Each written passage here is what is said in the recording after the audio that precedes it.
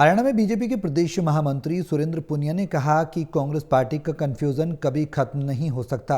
BJP के हर फैसले पर हरियाणा की जनता आशीर्वाद बरसा रही है। हिसार में सुरेंद्र पुनिया से खास बातचीत की है टोटल न्यूज के associate editor doctor Mahesh Kumar ने।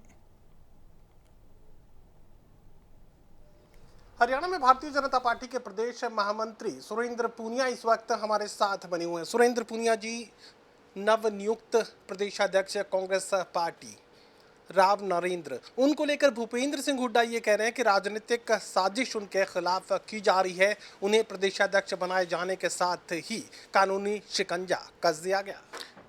देखिए, कौन कर रहा है साजिश? भूपेंद्र हुड्डा जी को ये बताना चाहिए भाई ये मामला कब हुआ, उन्हीं के कालखंड में, और मुद्दा उठाया किसने? अभय सिंह चौटाला जी ने। तो कौन साजिश कर रहा है? भूपेंद्र हुड्डा को स्पष्ट करना चाहिए कि भाई उस समय का जो मामला है, फिर भ्रष्टाचार के जो आरोप लगे, इतने दिन से ये मामला पेंडिंग था, तो जिस प्रकार से विपक्ष ने ये उठाया है उस हिसाब से कोई कार्रवाई चली। इसमें राजनीतिक षड्यंत्र कहाँ हुआ? गलती करोगे तो फिर सजा तो भुगतनी पड़ेगी। लेकिन सीडी कांड में तो काफी और नाम सामने आए थे। एक भारतीय जनता पार्टी के मौजूदा विधायक का नाम भी उसमें शामिल किया गया था। कांग्रेस पार्टी के और काफी विधायक उसमें फंसे थे। तो ऐसे में उनके खिलाफ तो कार्रवाई आगे नहीं बढ़ी, तो ऐसे में प्रदेशाध्यक्ष राव नरेंद्र ही निशाने पर क्यों ले लिए गए? देखिए, कांग्रेस पार्टी की आदत है, उनके पास कोई मुद्दा नहीं है, कोई नेता नहीं है, कोई नीयत नहीं है। आप देख रहे होंगे ब्रजेंद्र सिंह की सद्भाव यात्रा चल रही है, उसमें भूपेंद्र हुड्डा कहते हैं ये पार्टी का कार्यक्रम नहीं है, उनके प्रदेश अध्यक्ष कहते हैं ये पार्टी का कार्यक्रम नहीं है। तो ये कांग्रेस पार्टी नहीं, ये कन्फ्यूज पार्टी है। इसलिए इनका कन्फ्यूजन समय ही और जनता ही दूर करेगी, और किसी के बस की बात इनका कन्फ्यूजन दूर करने की नहीं है। कुमारी शैलजा ने आज एक बयान दिया है एकजुटता पर। ये सवाल मैंने ही किया था, उनकी तरफ से जवाब ये दिया गया कि पहले मन साफ करना पड़ेगा, एकजुटता बाद में आएगी। आपको लगता है इनका मन साफ होगा? कन्फ्यूजन से भरी हुई पार्टी है। कोई नेता अपना कार्यक्रम लेके आता, दूसरा उसमें नहीं जाता। ये हमारा कार्यक्रम नहीं। हम भारतीय जनता पार्टी की देखिए, पार्टी जो निर्धारित कर देती है वो कार्यक्रम सब नेता करते हैं। इसलिए कांग्रेस को अपना कन्फ्यूजन दूर करके और सबसे पहले अपना सद्भाव ठीक करें, जनता के बीच बाद में जाएं। मुख्यमंत्री नायब सिंह सैनी का ये कहना कि मैं किसान का बेटा हूं, एमएसपी को लेकर 24 फसलों की एमएसपी पर खरीदी का दावा भी सरकार ने किया।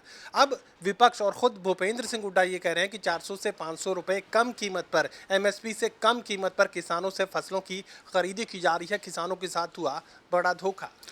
देखिए महेश जी, पिछले 11 साल से भारतीय जनता पार्टी सरकार में, और प्रधानमंत्री नरेंद्र मोदी जी के नेतृत्व में, यहाँ मुख्यमंत्री नायब सिंह सैनी जी के नेतृत्व में सरकार चल रही है। अगर किसानों का काम भारतीय जनता पार्टी नहीं करती तो क्या 24 में हम सरकार में आते? ये सब भ्रम फैलाने का प्रयास करती है कांग्रेस पार्टी और उसके नेता। किसी प्रकार की किसानों को कोई दिक्कत नहीं है। किसानों के लिए 24 फसलें जो एमएसपी पर दी हैं उन पर खरीद हो रही है, और मुख्यमंत्री जी इतने संवेदनशील हैं। जैसे अब बाढ़ का ये समय आया तो खुद मुख्यमंत्री जी गारा में उतरे और उन्होंने कहा कोई भी किसान के एक पैसे का भी बोझ नहीं पड़ने दिया जाएगा, वो बोझ सारा सरकारी खजाने पर पड़ेगा। और भारतीय जनता पार्टी, मुख्यमंत्री नायब सिंह सैनी 24 घंटे किसानों के लिए काम करते हैं। भारतीय जनता पार्टी के सफीदों से विधायक है राम कुमार गौतम, दादा गौतम आप कहते हैं। दादा गौतम एक बार फिर से भारतीय जनता पार्टी से लगता है कि नाराज हो चुके हैं और साफ तौर से ये कह रहे हैं कि सरकार में भ्रष्टाचार काफी ज्यादा हो चुका है, सड़कों पर तो तारकुल डलता ही नहीं। दादा गौतम भारतीय जनता पार्टी के सीनियर नेता विधायक हैं। दादा गौतम एक स्पष्ट व्यक्ति हैं, तो उनको कोई बात लगती है वो पार्टी प्लेटफॉर्म पे रखते हैं। तो मुझे नहीं लगता, प्लेटफॉर्म से पहले तो मुझे लगता है कि वो मीडिया में रखते हैं। तो स्पष्टता है ना उनके पास, इसलिए मुझे नहीं लगता किसी प्रकार की कोई नाराजगी है, क्योंकि हम भी रूटीन में मिलते हैं उनसे। तो किसी प्रकार की नाराजगी का कोई सवाल ही नहीं है। ये स्पष्टता पर तो कुछ बता दीजिए।